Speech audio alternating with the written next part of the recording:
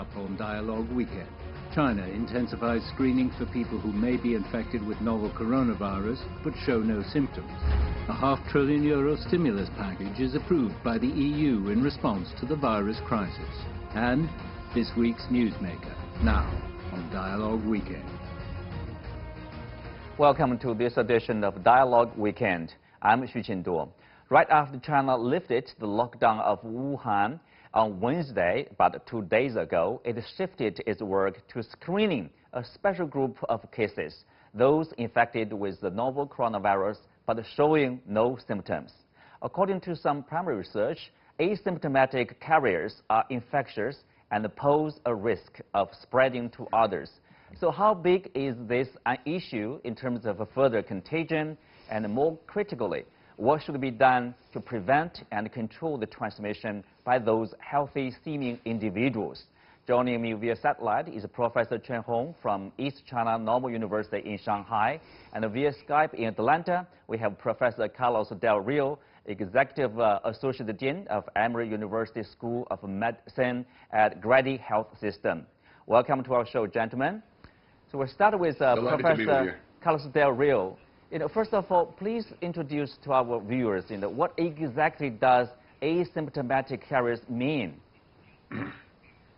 Well, I think I like the term that CDC is now using, which is pre-symptomatic. In other words, you're not necessarily asymptomatic forever. What you happen to be is asymptomatic for a few days before you actually start having symptoms. Now, the symptoms may be very mild, but about 2 days before you actually start developing any symptoms from this virus, you can still transmit the virus. And that pre-symptomatic transmission, in studies from China and studies from Singapore and other places, it's probably responsible for about 6 to 12% of all transmissions that we see from this virus. Is there a possibility, for however short, small percentage of this group of people that they don't show any symptoms, even they are affected? I think it could be, but I think that's very rare. I think that would be very unlikely, simply because it's also very hard to define who exactly those individuals are, since you will never find them. Mm-hmm. But I guess it's possible. But I think I'm more worried about the ones that have no symptoms, and then start transmitting, and then develop a little bit of symptoms, but not a lot, but just enough to make them have some symptoms. I'll give you an example. I know somebody who's 30 years old who had a fever. That's the only symptom he had. He had a fever for 1 day, no other symptoms. After 1 day, the fever went away. But then he tested positive. And that fever was his only symptom, that 1 day of fever. But that means that 2 days before the symptoms, he was already transmitting the virus. And then he did for about 7 to 14 days after that. So was he asymptomatic? No, he had 1 day of symptoms. But most of the time he was asymptomatic. Mm-hmm. But there are research, of course, they say, these potential contagion by these asymptomatic carriers could be potentially large or huge. How much should we worry about that? And will they somehow cause a second wave of infection in countries like, in Asian countries mostly, like in China or South Korea or like other countries? I think you worry about it, and I think it's very hard to know how to detect it, right? Because you can't screen everybody every day. So it's very hard to know who has it and who doesn't. And I think the best way to prevent this from happening is really to bring the number of infections down, like China has done, really bring the number of infections down. And then the moment you have one symptomatic transmission, you do rapid contact tracing to find everybody close to that person. And by doing that, you try to contain the outbreak. You're going to have many outbreaks like that, very many small outbreaks like that. But I don't think you can actually totally stop asymptomatic transmission. Mm-hmm. Well, Professor Chen Hong, as we know, like in China, there are about a total of more than 1,000 so-called asymptomatic or pre-symptomatic carriers.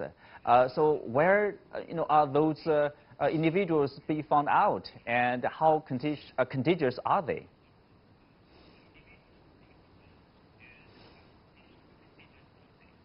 Well, I think actually for the asymptomatic patients, they are not invisible. They are not untraceable. For them, actually, the infection, originates from their, travel history and also contact history. Either they have been in contact with someone who has been, confirmed to be infected, or they have been traveling to an area which is actually heavily infected. That actually gives us this kind of clue that about how to locate them, how to find out about them. I think actually in China from the very beginning, for the asymptomatic patients, as long as they have been tested to be positive, they are actually put into the hospitals for treatments, so that actually no matter whether these people they are either in the publicized daily reports or not, actually they are still the same. The treatment is still the same. So those people are traceable. They are either from a high-risk area or they are from the area where there is a outbreak. So it's not like something Yes. They are out of nowhere and somehow they, Yes. they feel healthy, Yes. but they are Yes. contagious. Professor Carlos Del Rio, is that the way we find out those people showing no symptoms but could be infectious? Yes, I totally agree with Professor Shou. You find them because you found a person who was symptomatic, and then by doing contact tracing, you're able to locate them. Or you find them because they came from a place of high degree of transmission. But otherwise, you're not going to be able to detect them. Initially, before you find that symptomatic person and you trace back, you don't know who those people are. Mm-hmm. Well, if that's the case, is it necessary for us to carry out large-scale testing, among people who feel healthy? Do we have a targeted area or targeted group of people, Professor Carlos Del Rio? I don't think that will be very cost-effective. I think that will be like trying to find a needle in a haystack. It will be very, very complicated. But there's certain places that I think that may be useful. For example, in nursing homes, in places where older individuals live, I think you don't want transmission there because then you'll have a very high mortality. But otherwise, I think it's going to be very hard, or in places where a lot of people are together, like in the military. But I think in the community, that will be very non-effective, not very cost-effective. Mm-hmm. Also in the U.S., we have been seeing this rapid growth of these confirmed cases and also the fatalities. What about the testing of those asymptomatic carriers? Well, we need to test more and more in the United States. Part of the problem we're having right now is we would like to test more people, but we're having a problem having supplies, and not the test kits necessarily, but for example, we're having trouble finding the swabs to get the samples. We're having trouble finding some of the other things that you need, the reagents to extract the RNA. So it's an issue of having enough supplies to carry the testing. Once you have all the supplies and you can carry the testing, the United States right now is doing about 150,000 to 200,000 tests a day. That's a lot of testing. But we probably ought to be doing in the order of 500,000 tests a day. So we need to do about twice the number of tests we're currently conducting. Mm-hmm. Well, Professor Chen, recently China's National Health Commission has started to incorporate the information on asymptomatic cases in its daily report. So why did the Commission decide to publicize the information now? And so please brief us on how China is managing this group of symptomless cases so far.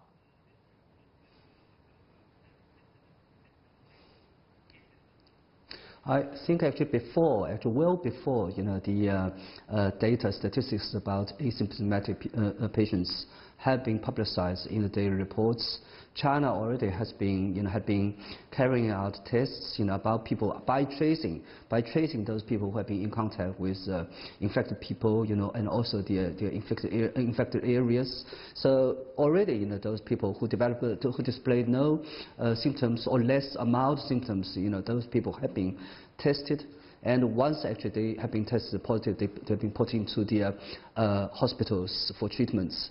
But actually, the recent publication about their status, about the situation, and include those data in the daily reports is actually an indication of the awareness of the importance, in particular against the background of the lift of the travel bans in Hubei, in Wuhan, so that actually people need to be more aware of the situation in which actually some asymptomatic people can be around us. So they might be potentially to be the carriers of the viruses which may actually transmit those contagions. But on the other hand, of course, we must remember that actually no matter these people, they are on the list or not, they are all actually under the monitor of the state authorities, and they have been tested and also treated.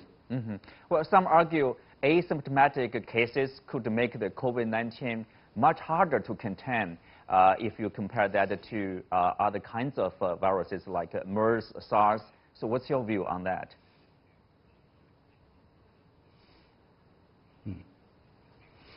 I think actually COVID-19 is quite different from MERS or SARS, because for example like SARS is less contagious than COVID-19, because SARS actually attacks the lung system, so actually once actually, in other words, in the early stages of the infection and also in the incubation period of the infection, the SARS virus is not contagious until it actually, it builds itself, sets its foot into the deeper part of the anatomy of the lungs, then it becomes, contagious. But on the other hand, of course, for the COVID-19, it affects the whole, respiratory, system, even at the upper respiratory system. So once actually a person is getting, infected, even during the incubation periods, the person, if he or she, sneezes or coughs, he or she, simply transmits their contagions. So COVID-19 can be quite dangerous in its, spread scope of the contagion. But on the other hand, of course, for the COVID-19, once actually you know about the existence of this highly contagious disease, people develop this kind of vigilance about monitoring, detecting, and also from symptom and also for the swab tests. Then, of course, the whole situation becomes more manageable. For example, as we can see what is happening in Wuhan, Hubei, and also in China. Mm-hmm. Well, thank you, Chen Hong. Let's move on to what's going on inside the European Union, the efforts to deal with the fallout of COVID-19.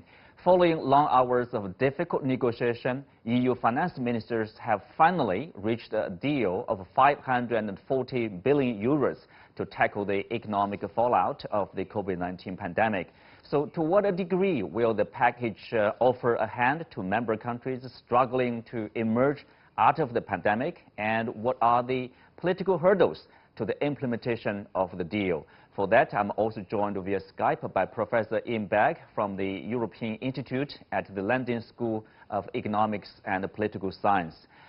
So, Professor Ian Bagg, the rescue plan is worth about 540 billion euros. So what's inside, and can you break down the numbers for us? It's mainly loans of different sorts. There is the European Investment Bank, which has been empowered to issue up to 200 billion more of loans to companies that are in difficulty. And there is a new provision under what's called the European Stability Mechanism, which is the rescue fund that so far has been used for bailing out countries that are in problems of fiscal deficit. It was used for Greece in 2015 last. That's been empowered to issue more money for purely health-related exceptional expenditure, but it's still in the form of loans. The one thing where there's not sufficient detail is a proposed European Unemployment Reinsurance Fund, which is going to support national unemployment insurance funds, but only when they get into difficulty. We don't really have enough detail on that one yet. Mm-hmm.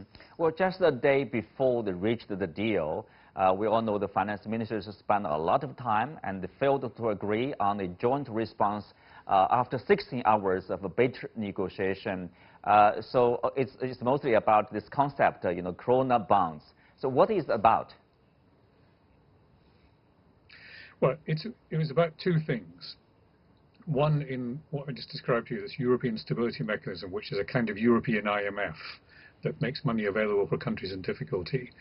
Normally, when that's used, conditions are imposed on the country that receives it, and it has to undergo a structural reform package. Italy objected very strongly to this, being the most likely recipient. So did Spain, whereas the northern European countries were very keen to insist on strong conditionality. It looks as though the compromise has been to have loans but purely for health-related matters, but no direct conditionality saying you must reform your labour market or the usual kind of IMF-type things. Corona bonds is an expression that has become very prominent in European discussion recently. It describes the potential mutualization of national debt into a common European debt instrument. You will know that the US has the Treasury bond. It's the safest asset in the world because it's guaranteed by the whole US. Europe doesn't have the same kind of safe asset at a supranational or European level. There are only national bonds of that sort. And the idea behind Corona bonds was, could we extend this to something like a European safe asset? The northern creditor countries objected.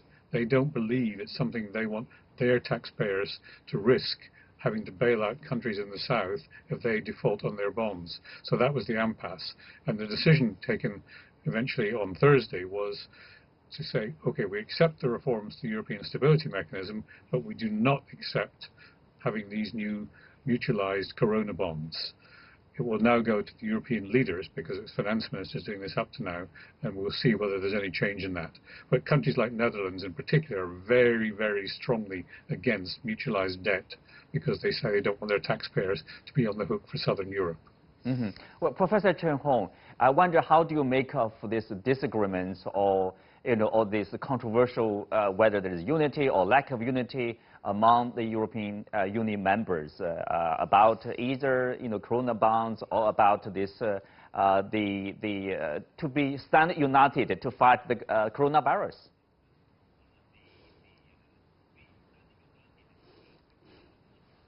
Yes, I think there's a disparity, or contestation between, members of the European Union, in particular, between the North and also the South countries. Like, during the talks towards the rescue package, and the Netherlands actually was demanding about, for example, like external oversights, about economic reform of certain countries before actually any financial aid could be injected into those countries. It is until, for example, as we know that Spain and also Italy agreed to the delay of the Corona bonds, that actually the Netherlands actually dropped its demands. So I think actually there are a lot of disparities, and about Germany and also the Netherlands, they have their own concerns about the whole situation. Well before the hit of the coronavirus outbreak, Europe economy has been quite sluggish. So it is against this background that actually the negative impact of the coronavirus impact have been striking European economies. So I think actually we must remember this rescue package is rescue package. It's not actually a long-term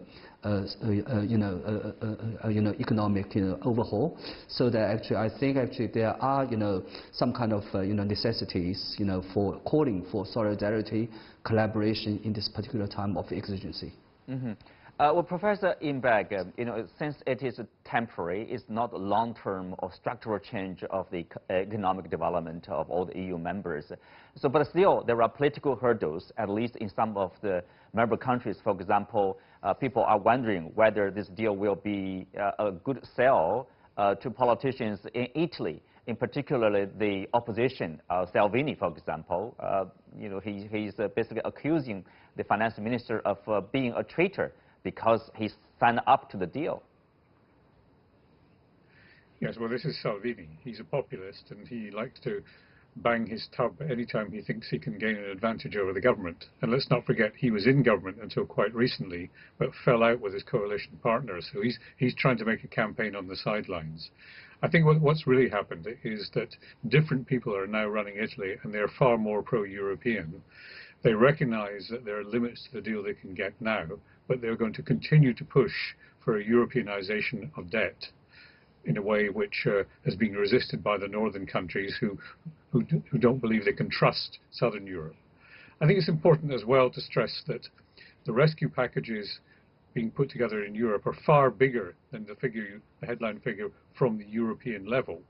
Germany on its own, for example, has nearly double the rescue package that the European level is having, and that's because they have a lot more fiscal space. The risk further down the line, from the point of view of the Germans, is that if you accept something like Corona bonds now, they will stick in the system and create mutualized debt. They're against that, so are the Dutch. The other southern European countries see this as an opportunity to take the euro to a new stage, which is why they're so keen on the mutualized Corona bonds. This is a long-term dispute between North and South in Europe, between creditor and debtor countries. I think it will continue well beyond the COVID-19 crisis. Mm-hmm.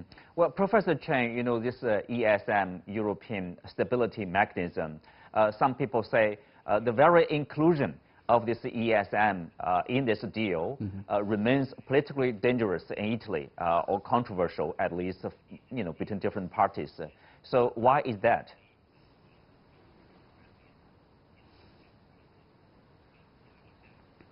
Well, I think first that the European Stability Mechanism is a very important mechanism. Once it is being, activated, it can really, provide funding, valuable funding to alleviate, mitigate, and also to assuage the current destitute situation in some countries. That is happening in some of the countries. So I think actually this ESM is quite important. It's this time actually, of course, we know that actually the funding is mainly for the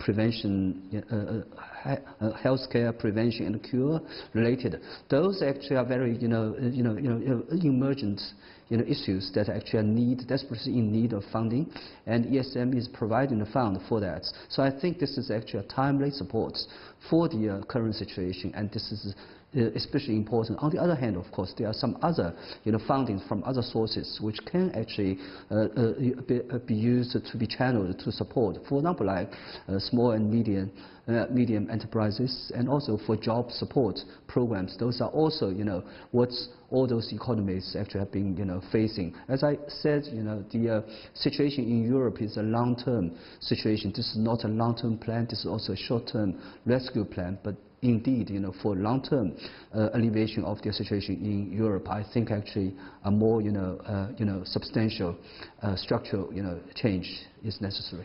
Mm-hmm. Well, let's leave it there for now and take a look at this week's Newsmaker.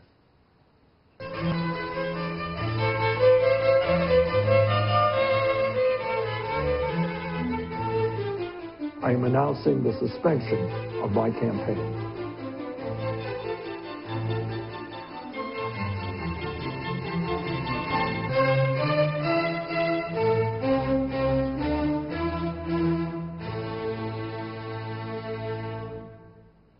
Well, joining me and Professor Chen Hong via Skype is Laura Schwartz, a U.S. political commentator in Chicago. So, Professor Chen, I will continue with you this. Why did the Sanders choose this moment to drop out of this presidential race, and what kind of impact that it will have for, say, Biden and also overall election?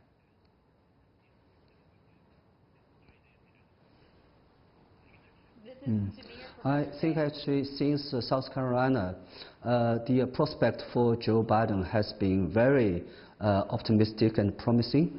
So that actually, Bernie Sanders has been making his estimates of the situation, and his decision to suspend his campaign is a timely one. Mind you that this is only suspension of his campaign. He hasn't terminated his participation in the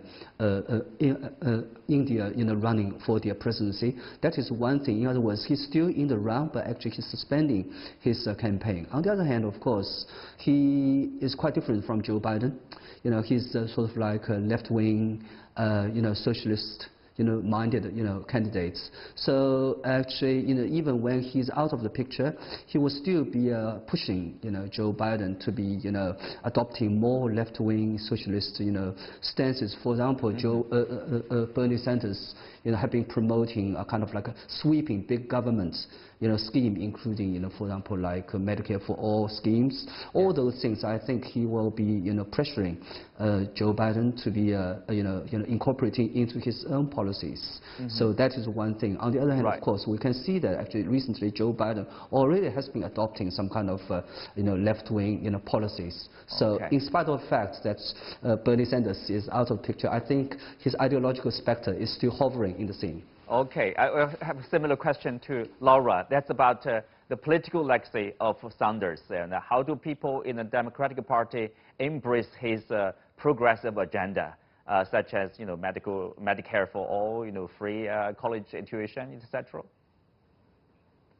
Well, it's very interesting. Now that Bernie Sanders has dropped out of the race, because of course it is mathematically not possible to win, he still hangs on to a large amount of support, about 23% of the Democratic Party. Now, with that being said, there are two wings of the Democratic Party these days.